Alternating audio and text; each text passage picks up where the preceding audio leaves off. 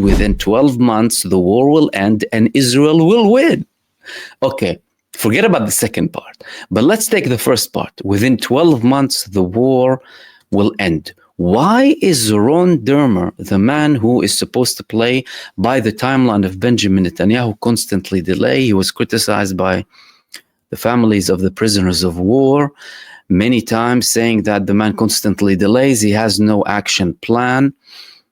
Why is he saying that the war will end within 12 months now? Something is happening. A decision has been made. And if there is any pressure, then it's now. That pressure is happening now from the United States administration, but that's also not disconnected or detached from the reality on the ground in Israel.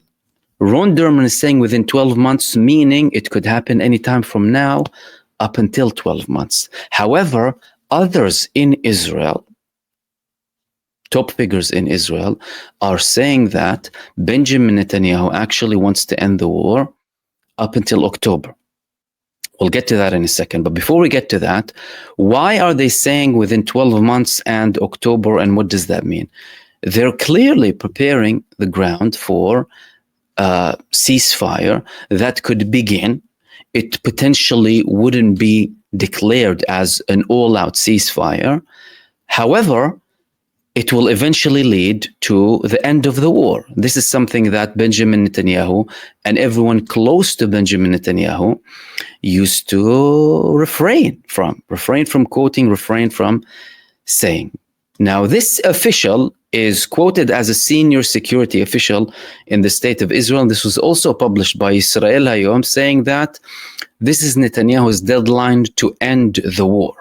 And according to him, that deadline is October this year, not October 2026, meaning that the Benjamin Netanyahu doesn't have more than 2 years in total to end this. And the quote coming from the security official is saying that Netanyahu believes that this is the maximum target date, and he believes that 2 years is the maximum time that Israel can go with this war, with this genocide in Gaza. Clearly, something is happening behind closed doors, but we do know that certain things are happening on the ground too. Now, on the ground, we've been speaking about Israel and its losses in Gaza and the chaotic situation that the Israeli army is in. These things are being clear day after day, even clearer by the day. And now there has been certain developments by the Israeli army, being taken by the Israeli army, certain moves that are showing that, hold on a second, there are certain problems here. Why? Well, for the first time, this was published in multiple locations in Israel. For the first time, Israel is using a rocket. They had this report in a couple of places in Israel, saying that the IDF carried out the first operational use of Bar rocket. Israel using rockets. I mean, in diameter, they're probably smaller than the Palestinian resistance, but according to Israel, this rocket is very accurate. This rocket is very accurate. It's suitable for the use, especially in Gaza, in a challenging environment. It reduces the risk of civilian casualties. These people, they care a lot about civilian casualties, of course. But let's be serious. Why is Israel using a rocket? Israel is using a rocket for the first time since the genocide in Gaza, means that something's wrong with the Air Force. No one can convince us otherwise. Israel has been fully reliant on the Air Force. What's happening with the Air Force? Well, the Israeli Air Force, you have had many problems, especially in the past couple of months, that have escalated in the past few days, with outright statements coming from pilots in the Israeli army criticizing how things are being conducted and criticizing the operations that they've been given. We've had the letter from several weeks back that the Israeli pilots started showing outright refusal to continue, blaming Netanyahu of leading a selfish campaign inside of the Gaza Strip for his own interest. And the latest statement spoke about, well, more civilian casualties than they were advised. They were stating that they were given information and orders to carry out strikes inside of the Gaza Strip without necessarily having civilian casualties. But then when they go and read the news, they see so many innocent people being killed. Therefore, they started to refuse. There could also be a problem with arms. That's another prospect, despite the fact that the United States has been sending Israel more and more arms lately. That could be another problem. However, Israel resorting to rockets to send to Gaza means that there is trouble with the standard equipment that Israel uses, whether when it comes to the Air Force, the Israeli pilots refusing to serve, the arms when it comes to the Israeli Air Force, or any other things preventing Israel from carrying out strikes with their Air Force. And at the end of the day, the Israeli claim that these rockets are like more accurate than the Israeli Air Force, I mean, that's very questionable.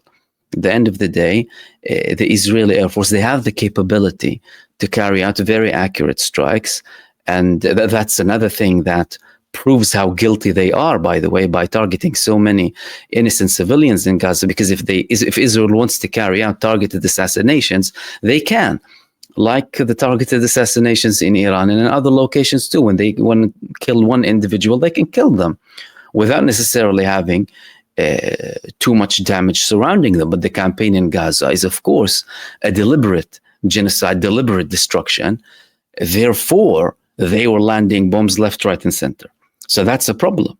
There's a problem with the Israeli army people refusing to serve, problems with the Israeli Air Force, and now they're reaching a stage where they're using rockets for the first time ever. All of this is coming simultaneously with the reports that the war is going to end within 12 months, and then another official talking about Benjamin Netanyahu having a deadline in October, 2 years after the beginning of Al-Aqsa flood on the 7th of October, 2023, saying that Benjamin Netanyahu believes that 2 years is more than enough. And Netanyahu is not outright denying, by the way. Netanyahu is not denying any of that. Now, how is that also linked to developments internally? We've spoken about the calls for public disobedience from the previous IDF, from the previous head of the Shin Bet. We spoke about the previous IDF Chief of Staff calling Benjamin Netanyahu an immediate and tangible threat to the security of the state of Israel. More and more Israelis now are saying that it's impossible to defeat the Hamas. And the IDF Chief of Staff, he actually came up with a plan to expand the operation in Gaza. So he was asked by the political echelon in Israel, led by, of course, Smotrich and co., because they want to expand, they want to control Gaza, they want to annex Gaza. They told the IDF Chief of Staff, come on, present us with a plan to expand the operations. This is not enough what's happening now. We need to have a greater war in Gaza. So he came up with a plan. But that plan was more worrying than it was reassuring. And according to reports in Israel, it was a horror scenario. Zamir presented a horror scenario about reoccupying Gaza.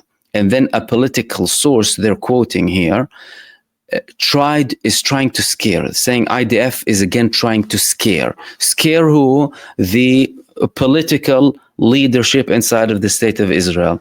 Why? Because the IDF doesn't want to expand the operation in Gaza. As a matter of fact, the IDF isn't capable of expanding the operation in Gaza. They pretend like they can and want to expand the operation in Gaza, part of their overall psychological warfare. But really and truly, they can't expand it. Now, Zamir, who is the head of the IDF, is of course explaining that based on certain facts. He's saying that if we want to expand the operations in the Gaza Strip, we will have very many casualties. We will have plenty of casualties, lots of deaths, similar to the same numbers we used to have in the beginning of the genocide. Now, the political leadership is saying, no, this man is a liar. Why? Because Hamas have been hit. They are no longer capable. They don't have the same capabilities as they did since the beginning. And now we can actually add more pressure on them and have tangible results inside of the Gaza Strip. On the other side, though, the IDF themselves, they know exactly what's happening. Firstly, they're seeing massive numbers of shortages inside of the Gaza Strip. They need way more than what they currently have. They've been sending untrained people, late teens, to go and fight. Their parents were criticizing the government. They later on had to send them back, withdrew them from Gaza. They're desperate to try and get more people in. That clearly didn't work. The Orthodox community in Israel and the Haredim are not interested in going. As a matter of fact, they call Zionism blasphemous and what have you. We'll die and we won't serve. We will flee in our masses and leave the state of Israel. So the man is telling them outright, if you want us to expand the operation, we're going to die. We're going to die, and there is no guarantee that we will be eliminating Hamas, by the way. That's another thing. So from the political leadership perspective, they're having another challenge now, another challenge in the form of the IDF Chief of Staff, and he's being criticized for that. The IDF Chief of Staff is being criticized by people who had a bit more faith in him. People who thought that he would potentially, have a bit more of a challenging approach to Benjamin Netanyahu, but clearly he isn't, and he is following as much as possible. Yet, despite that, he's having some challenges here and there, especially with this confirmation that, well, it's going to be hell if we expand the operations in Gaza. One of these people was Yetak Bri, a man who I quoted many times during this war in Israel. He had a very senior position in the Israeli army. He's saying that the IDF, first and foremost, is unable to defeat Hamas. They can't defeat Hamas because everywhere they go, Hamas will come out again. Israel is able to expand its operations in Gaza. They are able to reach more locations in Gaza. But according to him, you can't defeat Hamas. It's as simple as that. And many top figures in Israel said that from the beginning. As a matter of fact, ever since this genocide started, I've been speaking about the fact that Netanyahu wrote his own failed destiny by saying that one of the objectives of, or the first objective of the war is to eliminate Hamas. Why? Because Israel put that objective before and it failed. It failed in 2008 when Hamas was far less capable. It failed in 2012. It failed in 2014. 2021, they didn't even try at the time. Now they said again, of course, with the Gaza genocide, but 1.5 years on, the Palestinian resistance is still giving them severe blows, and Israel is now confirming. And according to Bri, he's telling the IDF Chief of Staff, you need to understand one thing, that if you operate based on the instructions that you're given by Netanyahu and Smotrich and co., they will put the blame on you. Why? Because, well, at the end of the day, if they want you out at one point, like they forced the previous IDF Chief of Staff out, they're going to put the blame on the Israeli army. They're never going to blame themselves, although they're the ones making the decisions. And they're the ones who are not listening to the security establishment, but they want to make the decisions. They don't want to listen to the security recommendations. And if the same organizations who go against what they advise them to do, as in go ahead with the orders despite them criticizing those orders, and fail, they will blame them. And that's the idea that Bri is telling him. If you keep following these people, you're going to be the one to blame. No one to blame but yourself. And that could potentially be why Zamir has been presenting or has presented this recent horror scenario about Israel expanding the genocide inside of the Gaza Strip and expanding its operations by saying that they will have the same levels of casualties as they did in the beginning. That's the second thing that I wanted to talk to you about. Then, moving on to the problems that Benjamin Netanyahu had with the head of the Shin Bet. Now, the head of the Shin Bet declared outright, I'm going to be ending my duties. So today, with the head of the Shin Bet, Ronen Bar, announced, I'm going to end my duties on June the 15th. As the head of the organization, I've taken responsibility. My love for my homeland, loyalty of the state are the basis of every decision I have made in my professional life, including tonight. The discussion is not about my personal affairs, but about the independence of the next heads of the Shin Bet. The clear line that distinguishes between trust and loyalty must be drawn. Why is he leaving now? And is that linked with the recent developments and the recent announcements and reports that the war is going to end?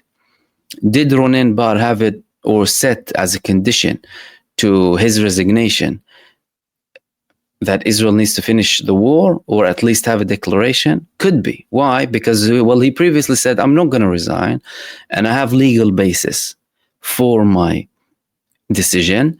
And the Israeli Supreme Court supported him. The Israeli High Court said that he actually has valid, solid information and solid legal basis to continue in his position and not actually resign or not accept the resignation or the sacking that Benjamin Netanyahu tried to impose against him. Again, as part of Netanyahu's greater plan, Netanyahu applied pressure on the previous defense minister to resign and the IDF Chief of Staff. Many resignations in the IDF in the past 1.5 years. The previous members of the war cabinet also resigned back in June 2024 after Netanyahu continuously refused to reach a ceasefire agreement. And again, you're talking about previous IDF Chiefs of Staff, Benny Gantz and Gadi Eisenkot. Gadi Eisenkot lost his son and his nephew in Gaza, unlike Netanyahu, who hasn't even sent his son to the war. His son was in Miami and roaming around, enjoying beaches. So there could be a link there. Ronen Bar, he probably knew, or he was probably advised that, look, we will have a declaration. Therefore, you can resign if this is about to end. Does this mean that we're seeing an end in a few months or an end anytime soon? It could mean that. Why? Because for the first time, Israel is giving a deadline. Before, everything was open. If we go back to October 2023, Israel was talking about an endless war, as in 10-year war with Hamas is going to be very long, and we're not going to stop until we eliminate them, and we will continue up until they are eliminated and defeated, and we want to have security control over Gaza, and all of these statements that came from them. As time went by, 16 months into a full-blown barbaric genocide, now over 2 months, not getting one bit of aid into the Gaza Strip, no medicine, no nothing. The civilian suffering is tremendous in Gaza. Every day they massacre more and more people. Today, massacres of people trying to get flour and bread, including children. All of that as an attempt to force the Palestinian resistance to surrender. However, I mean, even if the Palestinian resistance wanted to surrender, there is no guarantee that Israel is going to stop any genocide. But the Palestinian resistance said multiple times that there is no way, we are continuing up until we end this. These statements that are coming from Israel now are showing that there is prospect to get to a deal, and that this deal could potentially look as a temporary deal in the beginning, but ultimately lead to the end of the war. Now, Israel is talking in broader terms too. For example, Ron Dermer was saying the seven-front war will end. Why is he saying the seven-front war will end too? Because Israel is at war with other countries as well, and all of the conflicts have been tied together. Of course, Gaza has been the main thing. Why? Because it started from Gaza. The biggest suffering is in Gaza. The genocide is in Gaza. But we've had Lebanon, we've had Yemen, we've had Iran. All of these changes are very important. And Israel is looking to take things down, but with having full control in terms of security. The Saudis previously declared that they are willing to have an agreement with Israel if there's a Palestinian state.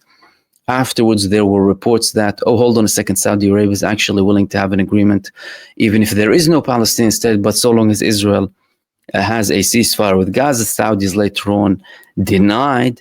Iran was heavily involved in the picture. The looming threat of Iran could still be a contributing factor to decisions being made today, or of course lack thereof, in terms of response, Iranian response or lack thereof. This is a looming threat. It's important, and it can play a very big part because Israel suffered huge blows coming from Iran. So all of them are connected.